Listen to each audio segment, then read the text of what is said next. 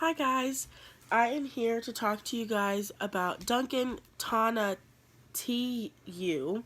I looked up how to say his name. It's still really difficult. He was raised in Mexico, but he moved to the States in his teenage years to pursue high school and get a better education in the high school department.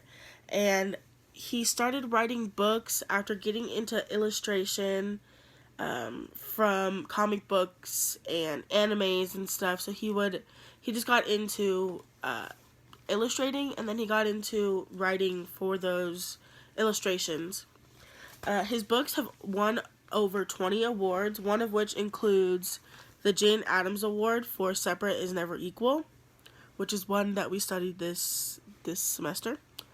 And his books often have different languages in it, mostly Spanish that I've seen. Like it'll just have a couple words that a kid that might not know what it means in here, but in the back of the book he adds a glossary so that they can come see what that word means or how to properly say it, stuff like that. So he also adds in the back, this is my favorite part about his books, is that he adds an author's note. Let me see if I can flip to one. This one is a really long author's note. But he adds author's notes just saying, this is my interpretation of stories that have been told. So yeah, I really like that he adds an author's note, that it's not just something super small. It's a full, this is why I said this is why I said this, and he goes into detail about everything. So in this book, The Princess and the Warrior, it is about a princess named Izta and her love, Papoka. I can never say their names fast, so bear with me. And Izta is young, and she is going to be a bride soon, and she has people come to her and bring her gifts and whatever and say why that they would be a good husband. And then, they're all wealthy, they have a name, everybody knows who they are. But then Papoka shows up, and he's just a soldier, and her father doesn't want her to marry just a soldier. He wants her to have someone with a name, and that she can take on that name. And so he says, if you really want to marry my daughter, go fight the Jaguar's Claw. And so he does. He's like, yeah, I want to marry her, so I'm going to go fight this person. So he defeats them, but upon defeation, they stay the night after they've defeated Jaguar's Claw. Jaguar's Claw, the one that ran away from the fight, decided that it would be a good idea to send a couple of his belongings to Izta and tell her that he had died in battle, that he didn't win.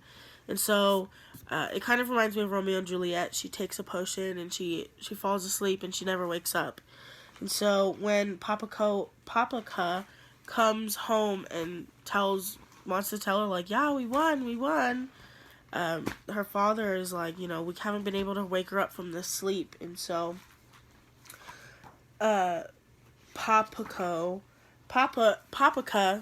decides to take her up to a cold mountain, that the cold air would wake her up, and it never does, and it's said to believe that they turned into volcanoes themselves. And I really like this story because it's based on real volcanoes in Mexico City, or southeast of Mexico City. So this is said to be Izta laying down, her hair's flowing, and she's facing up for the cold air, and this is said to be Papoka. And every once in a while he'll steam off, and they say it's said to believe that he's calling out to his princess for her to wake up in hopes that she'll still wake up. And so in the back of this book, he adds his author's note that says, the story I tell in this book is my own version.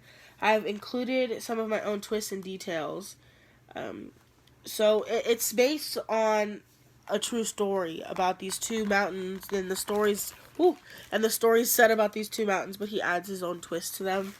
And so I really like these books. Funny Bones is another one that I picked up from the library, and this one is about a man named Don Lupe, that he was born into a family of bakers. It kind of reminds me of Coco a little bit. He's born into a family of bakers, supposed to be a baker, and he just never was interested. And he wanted to be an illustrator, and so he became this illustrator, would illustrate really cool posters. But then the print shop that he was working at flooded, and it destroyed the print shop completely. And so he had to start from scratch, and he decided to take sugar skulls, which was something that people would put on the ofrendas for people that have been lost. They would paint these sugar skulls. I think everybody's seen a sugar skull. They would just paint skulls with really colorful colors and patterns, and they would put them on the ofrendas to commemorate the loved ones that they had lost. And so he took the idea of the sugar skulls and kind of made them into a comic idea. And this book is just about his story, and he would just make like little comics. Here's one right here about, you know, sugar skulls and these people. He would make them into bodies, and every page has a sugar skull. So these are two guys that fought in a war, and he made like he called them calaveras out of them, and that's what these are called. That's what his drawings were called.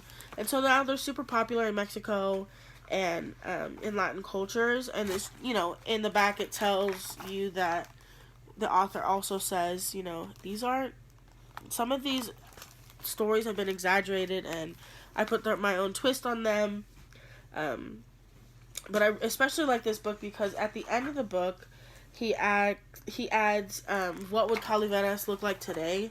So like what would like little sugar skull comics look like today, and it's like a kid on a scooter, a girl on roller skates, guys breakdancing, which can tell you the age of this book.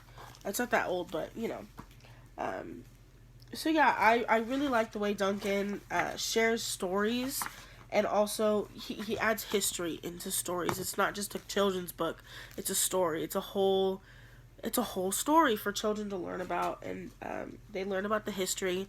So those are my two books for this project. It's Funny Bones and The Princess and the Warrior by Duncan Tonatiuh. Thank you guys so much for joining.